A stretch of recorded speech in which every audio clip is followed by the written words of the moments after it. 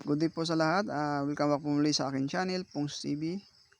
Today po mga Pongs TV ay samahan niyo po muli ako sa aking pagbibideo mga Pongs TV. Ngayon po ay magagayat po tayo ng katawan ng saging mga Pongs TV para sa ating pakain, sa ating alagang itik mga Pongs TV. Yan po yung daily routine na ating ginagawa para sa pagpapakain at paghanda ng pakain ng ating alagang itik mga Pongs TV. Kasi po mga Pongs TV ay wala po tayong budget mga Pongs TV. Kaya tiis lang po muna yung ating alagang itik na kumain ng mga organic na pagkain. Kaya advice ko po sa mga magpa-farming dyan, mag-itikan, kung nagplano po kayo, ay kailangan po natin magsipag. Kailangan po ay may sipag po tayo at tiyaga sa pag-farming mga Pongs TV. Yan na po mga Pongs TV, tapos na po tayo sa gagayat ng ating katawan ng saging mga Pongs TV. At ngayon naman po ay magtatad po tayo ng katawan ng saging. Yan po yung ating daily routine na ginagawa para sa pagkain. Kailangan po mga Pongs TV ay tatarin po natin ito ng pinong-pino mga Pongs TV para hindi po mabulunan yung ating alagang itik mga Pongs TV. Atik mga Pongs TV. Yan po. Yan po, kailangan po ay makaisang pangalan po tayo para sa ating alagang itik mga Pongs TV. Kasi kung di po natin pupunuin yung isang planggana ay talagang mabibitin yung ating mga itik sa pagkain mga Pongs TV. Kaya talaga isang planggana po yan. 3 times a day po tayo nagpapakain sa ating alagang itik mga Pongs TV. Pinagmimix lang po natin yung feeds at mais sa ating alagang itik sa kanilang pagkain. Kasi po mga Pongs TV, kung di po tayo magmimix ng mga organic ay talagang gastos po tayo sa pagkain kung magpuro feeds po tayo. Kaya ang diskarte ko ay sinasanay ko sila na kumain ng mga organic na pagkain na makukuha lang po natin ito sa ating mga paligid mga Pongs TV. Tulad na lang po ng saging, mga Pongs TV, at kangkong. Yan po mga Pongs TV ay pwede po natin makuha yan sa gilid-gilid mga Pongs TV. Advice ko po sa mga farming dyan, kung nagpaplano ay magtanim po tayo ng Madre de Agua habang wala pa po tayong alagang itik mga Pongs TV. Isa po sa number 1 ang na makasublay po yung ating alagang itik mga Pongs TV ay yung asula. Kaso po ngayon mga Pongs TV, yung ating asula ay nangunti na po mga Pongs TV. Dahil araw-araw po tayo nangunguha dito. Kaya nagpaplano pa po ako mga Pongs TV na gumawa pa ulit ng panibagong fund para sa ating alagang itik mga Pongs TV. Yan po mga Pongs TV, tapos na po tayo sa pagtadtad ng ating katawan ng saging. Yan po, pinong-pino po yan. Yan po yung pagtadtad na kantaman po para sa ating alagang itik. Yan po mga Pongs TV, ay ngayon po halo po tayo ng kinudkod nating niyog mga Pongs TV at kunting asula na rin para hindi po ay para po marami-rami po yung ating papakain sa ating alagang itik mga Pongs TV. Kaya magmimix po tayo ng mga organic. First time po lang ngayon mga Pongs TV na makakain or i-mix natin sa ating katawan saging yung kinudkod na niyog mga Pongs TV. First time po yan mga Pongs TV ngayon. Susubukan po natin mga Pongs TV kung kakain nila. Pero po mga Pongs TV, ang niyog po talaga mga Pongs TV ay kinakain po talaga ng itik mga Pongs TV. Kinudkod po natin yan para pakain po sa kanila. Ito mga Pongs TV, kitang-kita na po yung pinagmix nating katawan ng saging at asula at kinudkod nating niyog mga Pongs TV. Yan po.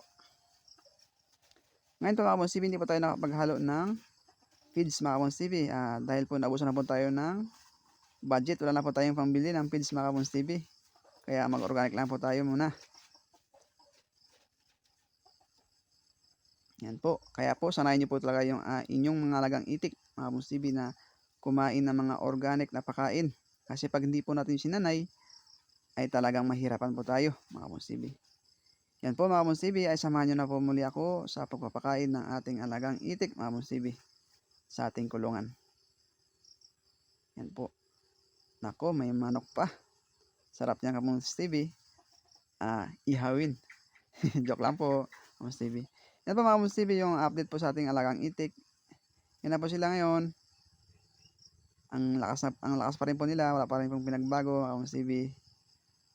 Sa mga suporta po sa akin dyan ay salamat po sa inyo sa palaging panonood at pagko-comment or pag-subscribe sa mga hindi pa nakasubscribe dyan ay hiningi ko po ang inyong pag-subscribe sa aking channel mga Kamoms TV.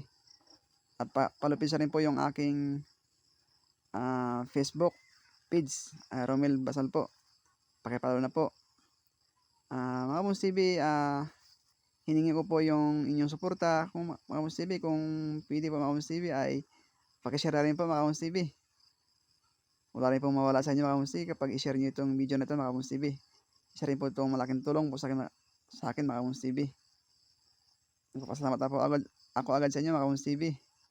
Sana isuportahan niyo ako at mag-subscribe po kayo sa akin channel mga Kamoms TV.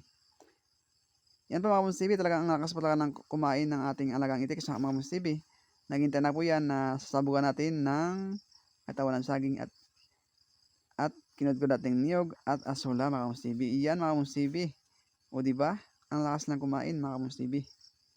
Yan. Kaya mga Kamoms TV, advice ko dyan sa inyo muli ay sanayin nyo talagang kumain ng organic mga Kamoms TV, yung inyong alagang itik, o kung may itik man po kayo or wala pa, kung nagpaplano pa, ay dapat po ay sanayin nyo.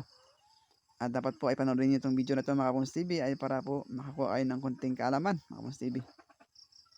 Mga Kamoms TV, kung may mga katanungan po kayo or advice mga Kamoms TV about sa pagpa-farming ay mag-comment lang po kayo sa ating comment section mga Kamoms TV. Mga Kamoms TV, kung may mga kaalaman po kayo or na gusto nyo ibahagi sa ating mga farming ay i-comment nyo lang po or sa ating comment section para po makakuha tayo ng makadagdag ito sa ating kaalaman mga Kamoms TV. Ang inyong pag-share ng inyong kaalaman mga Kamoms TV ay malaking tulong din po sa ating mga Kamoms TV, lalo sa akin at sa mga nagpaplano pa lang po na mag-farming itik-itik. Mga Kamoms TV, sa pagpa-farming po talaga mga Kamoms TV, sa una lang po talaga mga Kamoms TV, tayo mahirapan mga Kamoms TV, lalo na po mga Kamoms TV sa pagpakain. Kasi po talaga ang itik natin mga Kamoms TV ay mga Kamoms TV, napakalakas kumain mga Kamoms TV. Kaya talaga ay magdiskarte tayo ng mga organic or semi-organic na pagkain mga Kamoms TV.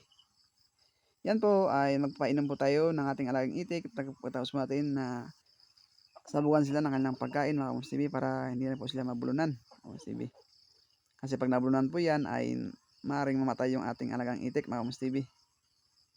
Mga Kamoms TV, ay mahalin lang po talaga natin yung ating mga trabaho kahit na ito'y mahirap mga Kamoms TV. Kasi balang araw mabubunga rin po ito mga Kamoms TV ang ating pagtiyaga, pagtitiis sa ating alagang itik mga Kamoms TV. Balang araw mga Kamoms TV, tayo naman bubuhayin ng ating alagang itik mga Kamoms TV. Sila naman yung magbubuhay sa atin kapag sila ay nangitog na mga Kamoms TV. Mga Kamoms TV, sa muli ay hiningi ko po ang inyong pag-subscribe. Kung hindi pa po kayo nakapag-subscribe sa akin channel mga Kamoms TV, ay isa po ito malaking tulong sa akin mga Kamoms TV. Mag-comment lang po kayo at mag-like or heart mga Kamoms TV at pakishare na rin po itong video mga